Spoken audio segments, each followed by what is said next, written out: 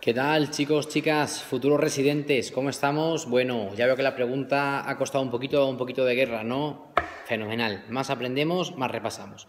Vamos con la pregunta primero. La pregunta decía: uno de los problemas más frecuentes durante el embarazo es la aparición de preeclampsia. En el contexto de esta patología, ¿qué es falso? Y nos decía la opción número 1. Hablamos de preeclampsia cuando encontramos hipertensión y proteinuria mayor de 300 miligramos en orina de 24 horas, que suele corresponder con un positivo en la tira reactiva, aunque lo ideal es conocer el dato en una orina de 24 horas.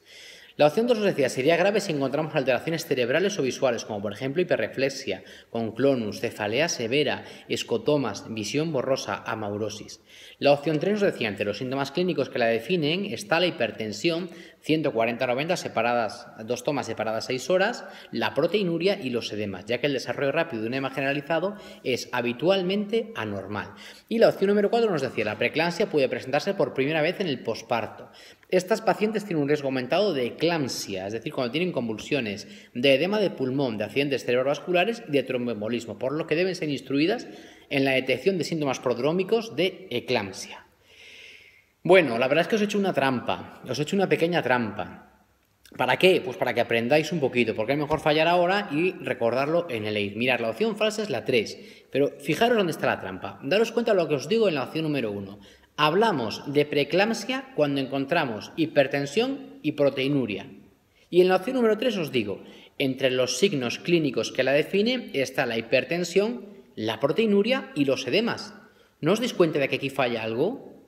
El tema está justo en los edemas, y este es el matiz, y esto es en lo que quería que cayerais.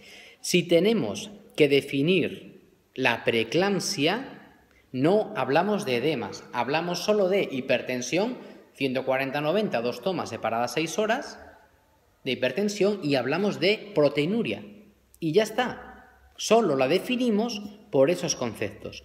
Los edemas no entran en la definición de la preeclampsia, y es lo que quería que se os quede. Y yo espero que lo recordéis, que no lo olvidéis esto. Los edemas no entran en la definición de la preeclampsia. Ahora, una mujer con preeclampsia que desarrolle un edema rápido, un edema generalizado, pues es a valorar, porque no es normal.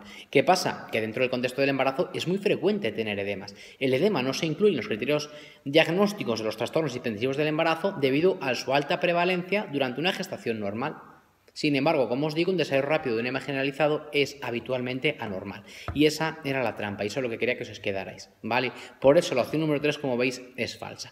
Aprovecho, y así repasamos un poquito de la preeclampsia, que se define clínicamente como hipertensión y proteinuria. Otro dato importante: después de las 20 semanas de gestación. Si fuera anterior, sería una hipertensión crónica, no una preeclampsia. Después de las 20 semanas de gestación. Como datos que os tienen que sonar, mirad, la proteinuria se define como la presencia de igual o más de 300 miligramos de proteínas en orina. Y este dato suele correlacionarse, en ausencia de infección de orina, con 30 miligramos por decilitro en una muestra aleatoria de orina, que corresponde más o menos con una cruz en una tira reactiva. Más o menos. ¿Qué pasa?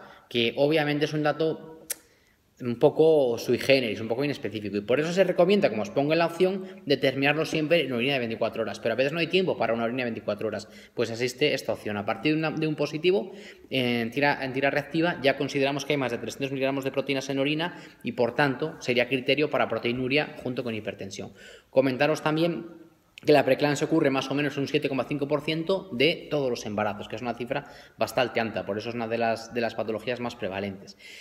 También quiero que sepáis una cosa: en el caso de haber una preeclampsia es importante saber si es leve o es grave, y para ello usamos los criterios diagnósticos de preeclampsia grave, y consideramos preeclampsia grave cuando aparece uno de estos síntomas que os voy a contar ahora. Aparte de la hipertensión, ¿vale? Pues sería si tenemos hipertensión por encima de 160 o de 110. En este caso, si se da este criterio, preeclampsia grave, pero también si la proteinuria supera los 2 gramos en orina, si hay una oliguria de menos de 500, si hay una creatinina de 1,2. Esto es importante porque esto es preguntable. Si hay alteraciones visuales, por ejemplo, pues escotomas, por ejemplo amaurosis, por ejemplo visión borrosa, o alteraciones cerebrales, por ejemplo una hiperreflexia, por ejemplo una cefalea severa. Este dato concreto, por ejemplo, lo preguntó el Ministerio.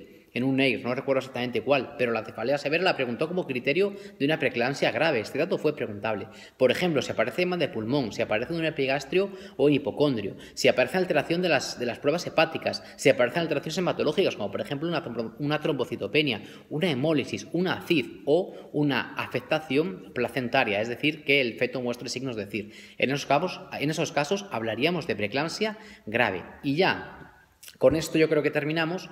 Lo que quiero que se os quede es que en la preeclampsia, resumo, es muy importante saber distinguir qué se valora en general, que todos estos criterios que os cuento, y qué la define. Y vuelvo a repetirlo: hipertensión y proteinuria, 140-90, 2 tomas separadas 4 o 6 horas, después de las 20 semanas del parto, y no incluye los edemas. Dato a valorar, pero que no los incluye para la definición, ¿de acuerdo? Como veo que la preeclampsia os ha costado un poquito, el viernes subo una diapo hablando un poquito de los estados hipertensivos del embarazo. Igual la próxima semana pongo otra pregunta de este tema para un poco terminar de reforzarlo. Así lo repasamos por completo, porque es un tema que ha caído muchísimas veces en el NEIR, ¿vale? Bueno, chicos, chicas, muchas gracias, mucho ánimo, que estáis cerquita y lo vais a conseguir, ¿vale? Venga, chao.